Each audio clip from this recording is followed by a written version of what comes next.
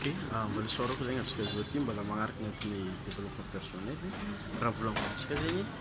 mba tsara zegny antsika mitsidika boutique karaha ty zegny mba ientintsika mampi-inspirer zegny satria araka ny raha novolagniko igny zegny tontolo iainana zegny donc zegny anao mba tsara mizaha tontolo iainana karaha ty zegny mba misy zegny mikôle agnaty ato zegny le raha raiky tianao tongavana zegny ohatra zegny ninaka zao ty zegny mandeha mitsiditsidiky mahakasiky ny wifi zegny box safia zay zegny agnisan'ny zavatra manahiragna za be maro zegny raha tiagna rasaigna amintsika agny fa kanefa zegny nohon'ny tsy fisian'ny wifi zegny an-tragno zegny dia tsy maintsy magnaraka lay process zegny donc zegny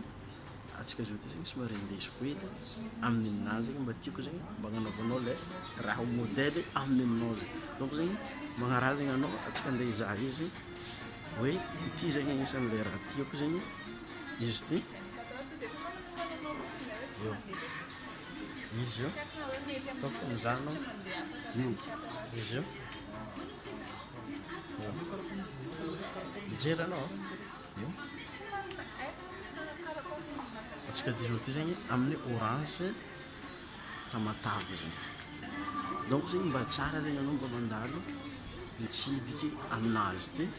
fotony ato zegny misy raha tsara natao antsika jiaby zegny ke izy ary ato mahay mandray olo ataoko fa androsagny ny businessinao ndraiky ny asanao en ligne jiaby izy ka mahazo ibox zegny anao tapitra eo izy ka nisy raha tianao zegny ta vidéo nataoko niany amagnaraka za mbala mizara fo hoe karakory zegny atao mampi accélérer ny manifestation atonga anao zegny atakatra le raha jiaby tianao takarigny zegny ke mbala niavanao teto tany amagnaraka tsika misimisy développement